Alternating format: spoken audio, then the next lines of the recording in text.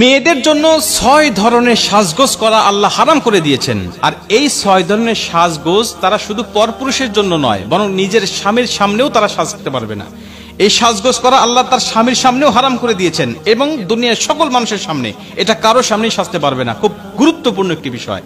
প্রথম নম্বরে বুখারী শরীফের বর্ণনায় নবীজি সাল্লাল্লাহু আলাইহি ওয়াসাল্লাম বলছেন, এই একটা হাদিসের মধ্যে 3টা সাজগোজের কথা আল্লাহ নবী বলেছেন। বুখারী শরীফের 5933 নম্বর হাদিস, নবীজি সাল্লাল্লাহু আলাইহি ওয়াসাল্লাম বলছেন, মেয়েদের জন্য প্রথম নম্বর সাজগোজ করা হারাম, আর সেটা হলো তারা যেন ভ্রু অঙ্কন না করে, ভ্রু প্লাক না করে। এই ভ্রু প্লাক করাটা যে এত জঘন্য গুনাহ, আমাদের মা বোনরা এটা না বুঝে আজকে ভ্রু প্লাক করার জন্য প্রতিযোগিতা চলছে।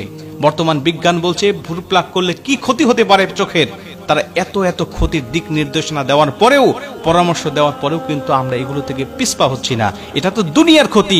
যারা ভ্রু প্লাক করে নবীজি সাল্লাল্লাহু আলাইহি ওয়াসাল্লাম তাদেরকে জাহান্নামী বলে আখ্যা দিয়েছেন।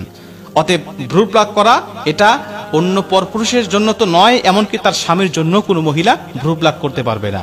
2 নম্বরে দাঁত চিকন করা, এটা যদিও এখন ওইভাবে আছে কিনা আমি জানি না, তবে রাসূল সাল্লাল্লাহু আলাইহি ওয়াসাল্লাম 1450 বছর আগে এটা হারাম করে দিয়েছেন। 3 নম্বরে শরীরে ট্যাটু অঙ্কন করা, শরীরে ট্যাটু অঙ্কন করা এটা আল্লাহ রাসূল সাল্লাল্লাহু আলাইহি ওয়াসাল্লাম মারাত্মকভাবে হারাম করেছেন। এটা শুধু নারীদের জন্য নয়, এটা পুরুষদের জন্য হারাম। কোন প্রকার মুসলিম তার শরীরে ট্যাটু অঙ্কন করতে পারবে না, এটা হারাম। 4 নম্বরে কোন নারী পরচুলা লাগাতে পারবে না। পরচুলা এটা অন্য পরপুরুষের সামনেও নয় এবং নিজের স্বামীর সামনেও নয়। রাসূল সাল্লাল্লাহু আলাইহি ওয়াসাল্লাম বলছেন, পরচুলা লাগানো তো দূরের কথা, একটা মেয়ের মাথার চুলের ঝুঁটি কেমন হবে এটা নিয়ে রাসূল সাল্লাল্লাহু আলাইহি ওয়াসাল্লাম দিক নির্দেশনা দিয়েছেন, যে তোমার কাপড়ের উপর দিয়েও যেন কোনো পরপুরুষ আন্দাজ করতে না পারে যে তোমার মাথার চুলটা কত, তোমার চুলের ঝুঁটিটা কেমন। এমনকি রাসূল সাল্লাল্লাহু আলাইহি ওয়াসাল্লাম উটের কুজের সাথে তুলনা করেছেন এরকম ঝুঁটিগুলোকে এবং তাদেরকে জাহান্নামী বলে আখ্যা দিয়েছেন। অতএব এরকম ভাবে চুল বাঁধবেন না বা এরকম ভাবে চুল পরচুলা লাগাবেন না যেটা দেখলে পরপুরুষ আপনার প্রতি আসক্ত হয়। আর রাসূল সাল্লাল্লাহু আলাইহি ওয়াসাল্লাম হাদিস থেকে বোঝা যায় যে আপনার স্বামীর সামনেও আপনি পরচুলা লাগাতে পারবেন না।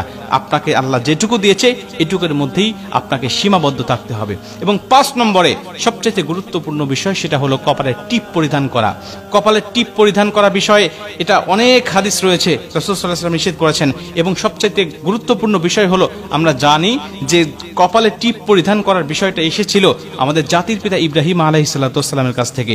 যখন তাকে চরকে বেঁধে আগুনে নিক্ষেপ করার জন্য যখন প্রস্তুতি নেওয়া হচ্ছিল, আল্লাহ পাক তখন আসমান থেকে ফেরেশতা পাঠিয়েছিল তাকে সাহায্য করার জন্য। কিন্তু ইবলিস তাকে পরামর্শ দিল, নমরুদকে, যে তুমি এখানে জিনাকারিনী মহিলা যুবক যুবতীদেরকে একত্রিত করে তাদের মাঝে অনৈতিক কাজ তুমি করিয়ে দাও, তাহলে এখান থেকে আল্লাহর ফেরেশতা, আল্লাহর দূতেরা চলে যাবে, জায়গাটা নাপাক হয়ে যাবে, তখন তুমি সহজেই তাকে আগুনে নিক্ষেপ করতে পারবে।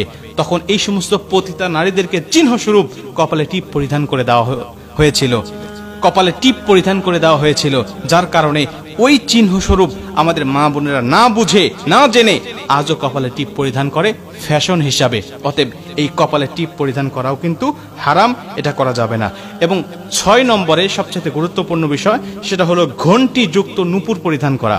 আপনি নূপুর পরেন কোনো সমস্যা নাই, কিন্তু এই নূপুরের মধ্যে যেন কোনো বাজ না থাকে। আম্মাজান আয়েশা রাদিয়াল্লাহু তাআলা আনহা থেকে হাদিস পাওয়া যায়, আম্মাজান আয়েশার সামনে এক মহিলা আসলেন ঘণ্টি যুক্ত নূপুর পরিধান করে।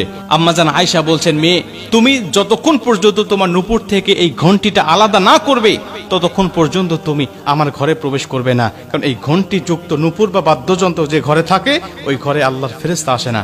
অতএব এই 6টি সাজসজ্জা সাজগোজ আল্লাহ পাক নারীদের জন্য হারাম করে দিয়েছেন। আমাদের নারীরা এর থেকে বিরত থাকলে অবশ্যই আল্লাহ তাদের উপরে সন্তুষ্ট হয়ে যাবে।